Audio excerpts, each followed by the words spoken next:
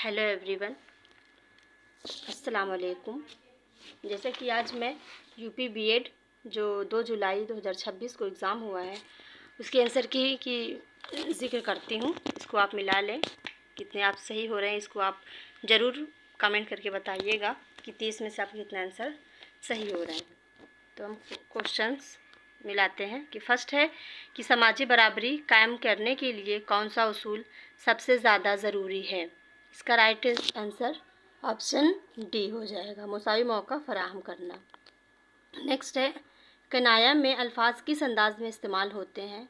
इसका right answer हो जाएगा डी, इशारों और पोशीदा माने में। नेक्स्ट है दर्ज झेल में दुरुस्त इमला वाला लफ्ज़ कौन सा है। इसमें अभी क्लियर नहीं हो पाया क्योंकि ये तालीम दिया गया है। इसका राइट आंसर तो ये होना चाहिए तालीम, ऑप्शन डी। लेकिन अभी क्योंकि ये ज़बर ज़ेर लगा हुआ है, ये अरबिक अल्फाज में आ जाता है।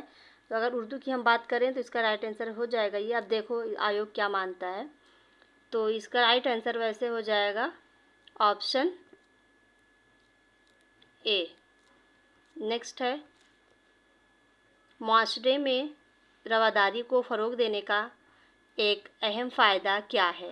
इसका राइट आंसर हो जाएगा समाजी हम आहंगी और एहतराम पैदा होना, ऑप्शन डी।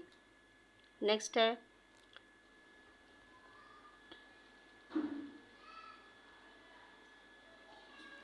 है इत्तेहाद से मुआशरे में क्या पैदा होता है। नफ़रत, ऑप्शन बी कमज़ोरी, सी खौफ, डी ताकत और हम आहंगी। इसका राइट आंसर हो जाएगा ऑप्शन डी। फिर है नेक्स्ट है कि इसमें आपको जो सवालात इस्तेबाक दिए गए हैं 66 से 68 तक, इसमें 3 क्वेश्चन है। इस पे है कि दरख्त माहौल को साफ़ रखने में अहम किरदार अदा करते हैं। ये हवा को आलूदगी से बचाते हैं और इंसान को ताज़ा ऑक्सीजन फराहम करते हैं। शहरों में बढ़ती हुई आलूदगी एक बड़ी दरख्तों की कमी है। अगर ज़्यादा दरख्त लगाए जाएं तो माहौल बेहतर और सेहतमंद बनाया जा सकता है। इसका ऑप्शन में नेक्स्ट क्वेश्चन में है कि इबारत के मुताबिक, यानी कि जो इक़्तिबास में दिया गया है उसके मुताबिक माहौल को बेहतर बनाने के लिए क्या ज़रूरी है। इसका राइट आंसर हो जाएगा ज़्यादा दरख्त लगाना, जैसा कि उसमें ज़िक्र भी किया गया है इक़्तिबास में। नेक्स्ट है इबारत के मुताबिक शहरों में आलूदगी बढ़ने की एक बड़ी वजह क्या है। इसका राइट आंसर हो जाएगा दरख्तों की कमी, जो आलूदगी बढ़ने की एक बड़ी समस्या है। नेक्स्ट है इबारत के मुताबिक दरख्त इंसान को क्या फ़राहम करते हैं। तो वो उसका राइट आंसर हो जाएगा ताज़ा ऑक्सीजन। अब नेक्स्ट क्वेश्चन है कि हुस्न तरतीब में किस चीज़ को अहमियत दी जाती है। गैर हकीकी वाक़यात, अल्फाज और ख़यालात की मुनासिब तरतीब, मज़ाही अंदाज़, सिर्फ मुश्किल अल्फाज। तो इसका राइट आंसर हो जाएगा ऑप्शन बी, अल्फाज और ख़यालात की मुनासिब तरतीब। नेक्स्ट है ज़बान की रवानी का बुनियादी फ़ायदा क्या होता है। इसका राइट आंसर हो जाएगा ऑप्शन डी, ख़यालात को मौसूर अंदाज में पेश करना। नेक्स्ट है लफ्ज़ रोशनी का मुतज़ाद कौन सा है, यानी कि अपोजिट इसको बताना है। तो इसका सूरज, इससे रोशनी, सितारा से भी रोशनी, चमक से भी रोशनी। इसका राइट आंसर हो जाएगा अपोजिट यानी मुतज़ाद अंधेरा। नेक्स्ट है ज़बान में अल्फाज के मुनासिब इस्तेमाल का बुनियादी फ़ायदा क्या होता है। रिपीटेड क्वेश्चन है कि इससे मुताल्लिक है। इसका ऑप्शन हो जाएगा डी, मफ़हूम का वाज़े होना। नेक्स्ट है सर सैयद अहमद ख़ान की अदबी और तालीमी खिदमात का बुनियादी मकसद क्या था। यानी कि जब 1857 की क्रांति हो रही थी तब वो उसका राइट आंसर हो जाएगा कि मुआशरे में जदीद तालीम और इस्लाह को फ़रोग़ देना। वो मुआशरे यानी कि समाज के बारे में ज़्यादा रखते थे कि हमको समाज को बेहतर बनाने के लिए हमें शिक्षित होना ज़रूरी है। जिस तरह से हमने जदीद शिक्षा को फ़रोग़ दिया था सर सैयद अहमद ख़ान ने। इसका राइट आंसर हो जाएगा ऑप्शन डी। नेक्स्ट है 74 नंबर कि उर्दू ज़बान को मुश्तरका तहज़ीब की ज़बान क्यों कहा जाता है। इसका राइट आंसर होगा ये मुख्तलिफ़ सकाफ़तों और तबक़ात को जोड़ती है। नेक्स्ट है हवा में उड़ना मुहावरे का क्या मतलब है। तो बहुत खुश या मगरूर होना, कहते हैं ना कि भाई उसका मिजाज नहीं मिल रहा है, वो हवा में उड़ रहा है। तो इसका राइट आंसर हो जाएगा आपका ऑप्शन बी। नेक्स्ट है सफ़रनामा निगारी में ज़्यादातर किस चीज़ को बयान किया जाता है। तो इसका राइट आंसर होगा ऑप्शन बी, सफ़र के मुशाहिदात और तजुर्बात। नेक्स्ट है खाका निगारी में किस चीज़ को नुमाया किया जाता है। खाका निगारी में किस चीज़ को नुमाया किया जाता है। तो इसका राइट आंसर होगा शख्सियत और आदात, ऑप्शन बी। नेक्स्ट है सियाहत इंसान को सबसे बड़ा फ़ायदा क्या पहुंचाती है। तो उसका राइट आंसर होगा नए तजुर्बात और मालूमात हमें नई एक्सपीरियंस और नई नॉलेज अता करती है। इसका नेक्स्ट होगा प्रेमचंद की तहरीरों में ज़्यादातर किस मौजू की अक्कासी मिलती है। तो वो समाजी गांव से ज़्यादा रिलेटेड मौजू लिखते हैं, तो इसका राइट आंसर बी हो जाएगा। नेक्स्ट है रबानी कलाम से इबारत में क्या खूबी पैदा होती है। उसका राइट आंसर बी होगा आसान और फराहम अंदाज। नेक्स्ट है दुरुस्त तलफ़्फ़ुज़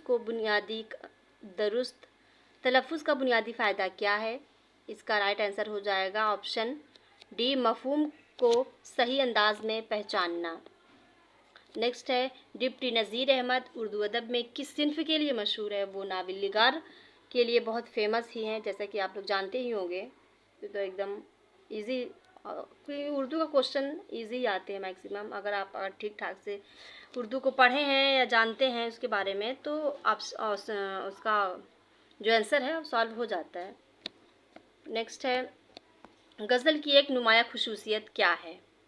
गज़ल की एक नुमाया खुसूसियत उसमें ये होती है कि हर शेर का इसका अलग मफ़हूम होना, ऑप्शन बी इसका राइट आंसर हो जाएगा।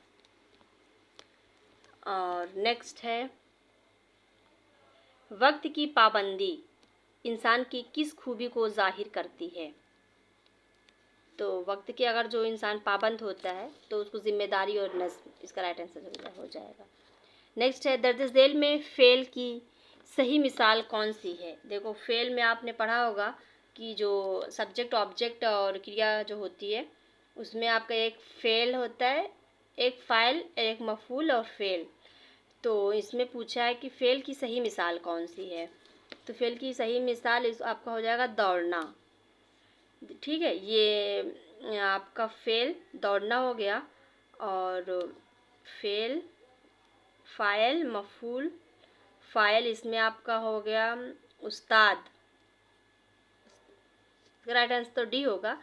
अगर मैं फ़ेल और मफ़ूल और फ़ाइल और मफ़ूल और फ़ेल की बात करें तो फ़ाइल आपका उस्ताद हो जाएगा, लाहौर हो जाएगा, और मफ़ूल में आपका खूबसूरत हो जाएगा। इसे पूछा है फ़ेल की सही, तो फ़ेल आपका ये दौड़ना राइट आंसर हो जाएगा। नेक्स्ट है मुअस्सर मुकालमा निगारी की एक अहम खुसूसियत क्या है। तो उसका राइट आंसर ऑप्शन डी, फितरी और बमाने अंदाज। नेक्स्ट है सवालिया जुमले के आखिर में कौन सी अलामात लगाई जाती है। तो इसका राइट आंसर होगा ये ऑप्शन बी, अलामात है, क्वेश्चन मार्क। नेक्स्ट है लफ्ज़ कामयाबी का मुतज़ाद कौन सा है। इसमें अपोजिट दो बार पूछ लिया, दो क्वेश्चन इसमें, जो कि इजी हो जाता है। तो इसका आंसर हो जाएगा ऑप्शन डी, नाकामी। नेक्स्ट है अल्लामा इकबाल की शायरी में खुदी का तस्वुर किस चीज़ पर ज़ोर देता है। तो जैसे है खुदी, यानी खुदी को कर बुलंद इतना कि हर तकदीर से पहले खुदा बंदे से खुद पूछे बता तेरी रज़ा क्या है। तो इसमें खुद एतमादी और बेदारी, यानी कि जो आंतरिक प्रेरणा होती है ना कि आप कितने अपने अंदर से मोटिवेट हैं, तो वही खुद एतमाद की बात करते हैं। इसका राइट आंसर हो जाएगा ऑप्शन डी। नेक्स्ट है दूध का जला छाछ भी फूंक फूंक कर पीता है मुहावरे का क्या मतलब है। यानी कि तजुर्बे के बाद भी एहतियात करना, यानी कि अगर हम किसी चीज़ में एक्सपीरियंसेस है लेकिन उसमें बार हम उसको एहतियात करने, जांच कर रहे हैं, तो उसका राइट आंसर हो जाएगा ऑप्शन बी। ठीक है, तो आप लोग सारे क्वेश्चंस मिला लीजिएगा। आप कमेंट में ज़रूर बताइए कि कितने आंसर आपके सही हो रहे हैं। बाकी मेरे चैनल है गाइडेड रेसेस, आप सभी इस चैनल को सब्सक्राइब कर लीजिएगा। मैं अभी आपके लिए उर्दू है, उर्दू का तो एक बना दी हूँ। इसके लिए जो अगर पेपर 2 में जैसे CDP है, SST है और हिंदी है, उसके लिए भी एक वीडियो बना दूँगी, आप मिला लीजिएगा। और ये मैं अब TGT आप लोग और TGT और सुपर टेट की तैयारी करने लगे। अगर आप PG किया है तो आप PG की भी तैयारी करते रहिए, क्योंकि वैकेंसी आने वाली है 2025 में, 2026 में, क्योंकि चुनाव 27 में चुनाव भी है, तो वैकेंसी आपको देखने को मिलेगी। आप अपनी तैयारी को कंटिन्यू रखें। ठीक है, खुदा हाफिज़।